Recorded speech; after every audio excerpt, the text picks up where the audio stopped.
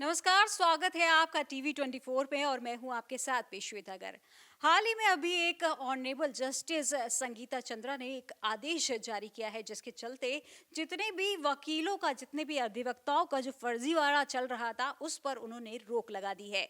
और उस रोक के लिए आज हम बात करेंगे एसके सिंह से, जो हमें बताएंगे कि इस निर्देश जो जारी किया गया है उसके लिए उनका क्या कहना है।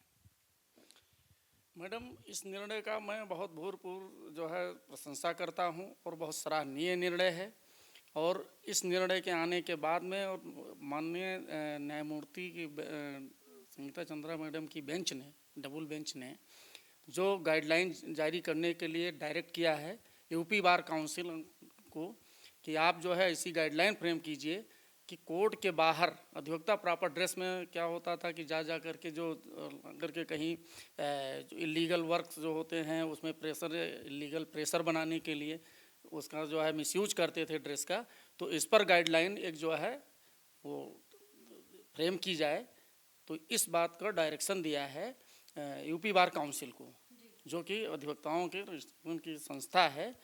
तो उसको डायरेक्ट किया है कि आप गाइडलाइन फ्रेम कीजिए और कि ताकि इसका जो है दुरुपयोग ना हो ड्रेस का। जी। अच्छा सिंह साहब, मुझे ये बताइए कि जो इन्होंने अभी निर्देश जारी किया गया है तो क्या वो अभी से एप्लीकेबल हो चुका है या एप्लीकेबल होने की कोई तारीख निर्धारित की गई है। देखिए, जजमेंट में माननीय न्यायमूर्ति महोदय ने जो ये कहा है वो गाइडलाइन फ्रेम करने के लिए डायरेक्ट किया है यूपी बार काउंसिल को। और चूंकि गाइडलाइन फ्रेम करना है यूपी बार काउंसिल को, तो यूपी बार काउंसिल जो है उसको फ्रेम कर देगी उसी दिन से। जो है ये जो है अधिवक्ता, चूँकि एडवोकेट्स एक्ट के तहत जो गाइडलाइन जो यूपी बार काउंसिल फ्रेम करेगी उसको मानने के लिए बाध्य है, otherwise it would be misconduct. अच्छा, ये अचानक से इस तरीके का फैसला लेने के पीछे क्या कारण है कि या तो उनके पास बहुत ज़्यादा इसके रिगार्डिंग बहुत ज़्यादा कंप्लेन आई होंगी, तो अचानक से इस तरीके का आदेश जारी करने के पीछे क्या मकसद है।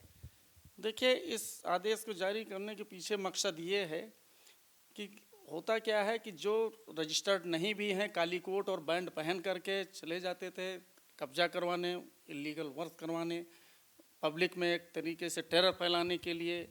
तो वो जो है उस पर पाबंदी पर रोक लगा। इसकी ज़्यादा शिकायतें आती है कि अधिवक्ता 10 अधिवक्ता वहाँ पहुँच करके और बैंड और उसमें पहुँच करके वहाँ वो किए।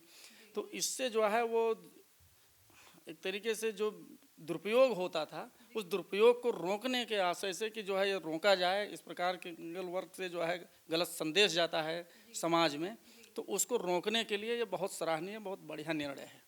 पर वकील साहब, अगर मैं बात करूं, देखिए कई बार ऐसा होता है कि एक सिस्टमैटिकली तरीके से जाने में बहुत लोगों को थोड़ी सी दिक्कतें भी होती हैं। उसमें हर वर्ग के लोग उसमें शामिल होते हैं, तो उन वर्ग के कुछ लोग ऐसे होते हैं कि उस जो बहुत जो कार्रवाई का जो एक दौर होता है उससे हर कोई गुजरना नहीं चाहता, क्योंकि उनको लगता है कि लंबा प्रोसेस अगर हम कोई भी अपनी जो शिकायत अगर हम करवाएंगे तो एक कोर्ट कचहरी के चक्कर कोई काटना नहीं चाहता।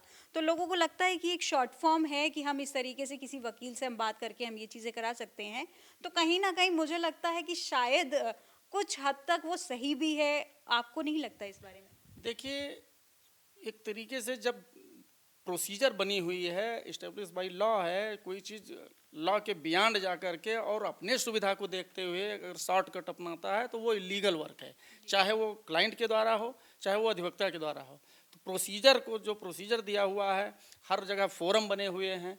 अगर किसी को शिकायत करना है तो सबसे पहले आप थाने पे जाइए, थाने पे 154 में जो है अगर एफआईआर नहीं लाज होती है तो आपको लिए जो है फिर कोर्ट को है 156(3) में आप कोर्ट जाइए।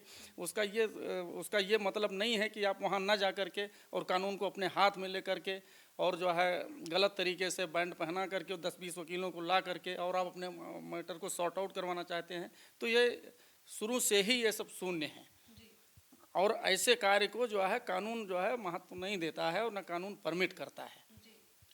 तो अब ये है कि जो बीपीएल लाइन के जो नीचे जो लोग होते हैं, खासकर वो लोग इस तरीके की हरकतें ज़्यादा करते हैं। इस तरीके के लोग मतलब कि कोई ना कोई ऐसा वकील हायर करके वो चाहते हैं कि सस्ते में थोड़ा सा निपट जाए, तो शायद ये कारण भी हो सकता है कि इस चीज़ों को बढ़ावा मिल रहा है।